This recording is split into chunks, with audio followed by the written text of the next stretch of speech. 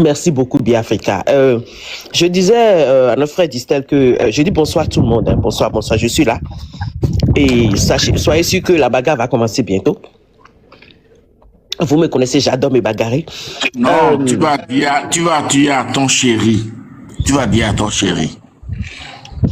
Distel, quand on boit, on vient pas sur TikTok. Hein? Bref, en fait, je voudrais savoir, moi, quand j'ai demandé la motion, je voudrais juste savoir, depuis qu'un pays, parce qu'il soupçonne un autre, rentre dans le pays ou bien envoie une lettre pour dire je veux venir fouiller, qui est habilité? C'est-à-dire, j'ai comme l'impression qu'on fait du béret. On est en train de parler comme si on était... Distel, ferme ton micro, sinon je vais te le fermer. Exactement comme tu me l'as fait tout à l'heure, je te le ferme. Exactement comme tu me l'as demandé tout à l'heure. Tu peux parler seul là-bas, voilà. Donc, qui est habilité à faire une telle chose?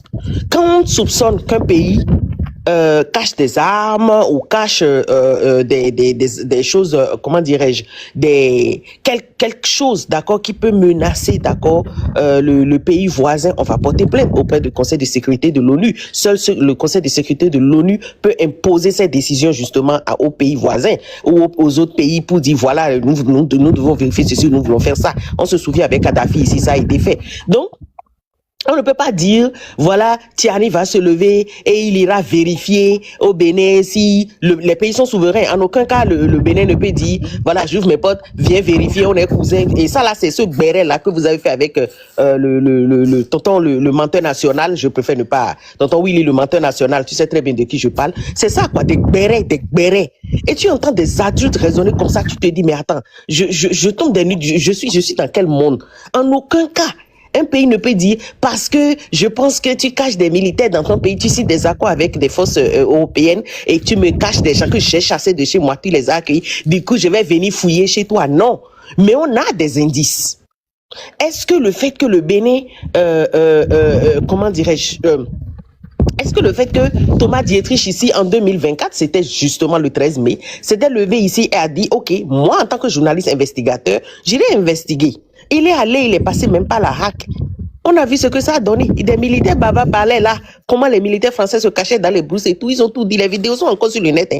Vous pouvez aller les vérifier. Mais les autres ont dit non. Et le Bénin a le droit de recevoir qui il veut chez nous. Et nous, on dénonce seulement lorsque cela entache notre truc là, comment on appelle, l'intangibilité de nos frontières. C'est ce qui peut passer à le principe de l'intangibilité des frontières.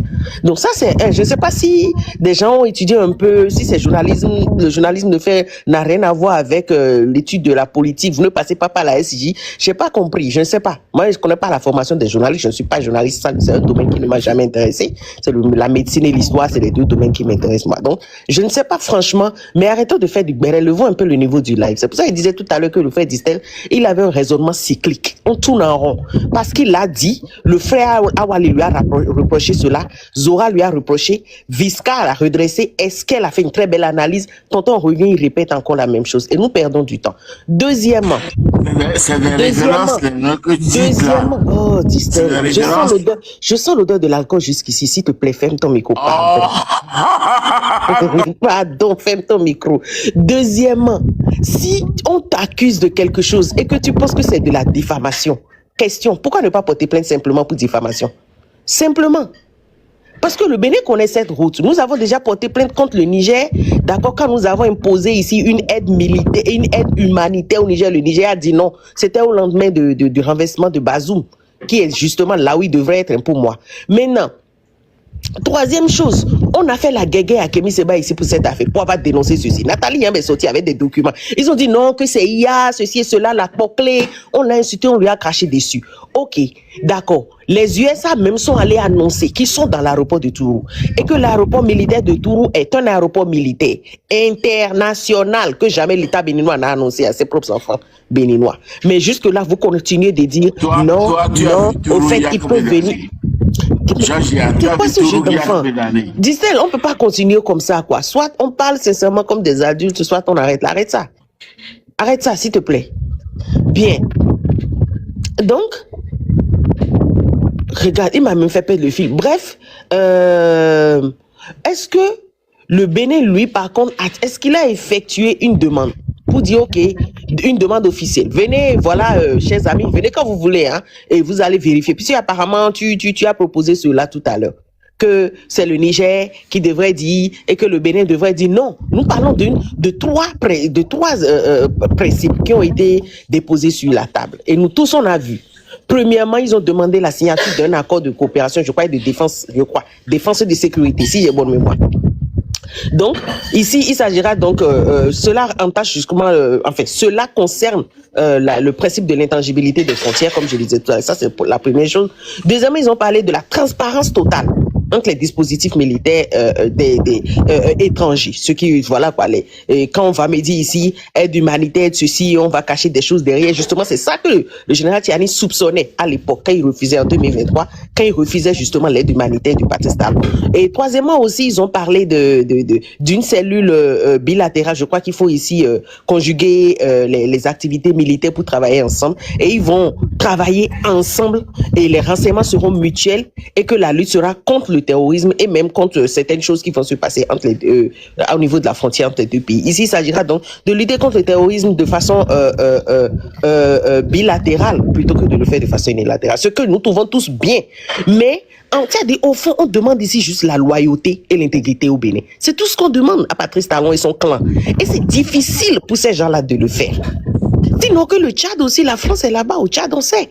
Même quand, à la fin du mois de janvier 2026, Kaka Déby Noé allait marcher sur tapis rouge en France, après nous avoir fait croire ici qu'il avait chassé la France et tout. On a vu ce que ça a donné, mais pourtant, personne ne chasse la France pour ça. Pourtant, personne ne fait cette même guéguerre au Tchad. Pourquoi? Parce que le Tchad contrôle ces choses. On n'a jamais rien eu on n'a jamais eu à soupçonner le Tchad de ce genre de choses. Pourquoi pas? Donc, arrêtez de faire croire qu'on s'acharne sur le Bénin. La même chose qu'il y a au Bénin et au Tchad, mais personne ne dit rien au Tchad. C'est de ça il s'agit. Donc, si les autres n'ont pas justement eu à attraper des terreaux qui ont dit des choses ou bien soupçonné ou bien des preuves de certaines choses, ils ne seront pas en train de parler comme ça. On ne nous demande pas grand-chose. En tout cas, moi, je trouve que c'est correct que de demander de la transparence, d'accord, totale sur les dispositifs qui entrent et qui sortent dans leur pays, de demander qu'on conjugue une cellule, d'accord, à part bilatérale qui va conjuguer les actions militaires. Et troisièmement, d'accord, qu'il y ait une signature d'un accord intègre entre les deux pays. Je trouve que c'est parfait. Et moi, j'ai même applaudi cela. Ils ont commencé à hésiter. Après, le ministre Tchègois a commencé à dire, au fait, on peut pas signer ça comme ça, on va réfléchir. Et pim, maintenant, au fait, ça va être difficile, ça risque de ne pas. Franchement, je trouve que la loyauté, c'est trop demandé pour le clan Talon qui ne connaît pas ce mot. Ce mot n'existe pas dans son dictionnaire. L'intégrité, c'est un mot qui n'existe pas pour le clan Talon. Donc, franchement, arrêtez de nous donner. Talon n'est plus au pouvoir. Vous avez quoi? Talon est. Talon n'est plus au pouvoir. Wada y intronisé là, c'est de ça que tu nous parles. Bon, Biafrika, j'ai fini ma motion. Merci beaucoup. Quand nous répondons, quel est le corps qui a habilité à justement aller vérifier de telles choses? C'est le Conseil de sécurité de l'ONU. Ce n'est pas du béret qu'on fait ici, que c'est pas des gens qui vont se lever et rentrer dans les pays des autres pour aller vérifier s'il y a l'armée. Arrêtons de faire du béret, levons le niveau du live. Merci Biafrika. Ok, merci beaucoup. Monsieur Zora, pour votre motion. Oh, bon, je regarde ma devancier, elle a arraché beaucoup de mots. Je voulais intervenir parce que tout à l'heure, quand je suis intervenu, je pensais que Monsieur Distel avait des choses sérieuses à nous dire. Je pensais pas que, en fait, sa voix officielle, c'était le porte-parole. Monsieur Distel, vous n'êtes pas sérieux. J'ai pensé que vous vouliez vraiment élever le niveau du débat. Les éléments que vous aviez pour nous dire qu'il y a une voix officielle du Bénin qui a invité... Vous comprendrez que je ne perdrai pas mon temps à écouter le clochard, donc je me déconnecte. Merci et beau panel à vous. Voilà. Bonne soirée à toi, bye bye. Allez, quand tu iras mieux, tu pourras revenir. Ouais, parce que les effets de l'alcool, c'est difficile. Hein. Vous voyez? Vous voyez? Ça, c'est Monsieur Jossou, et avec votre passivité... Oui, c'est ma faute. Hein. C'est de votre faute. Le gars, il était yougou sur le live. Là, il faut couper la partie et remettre, hein, parce que lui mettre un peu la honte que ses enfants le voient, parce que c'est quand même assez difficile. Parce que là, même si on est tard le soir, tout le monde peut boire un verre, mais t'es yougou en live comme ça, là, c'est compliqué quand même. Et moi, je m'imaginais qu'il avait des...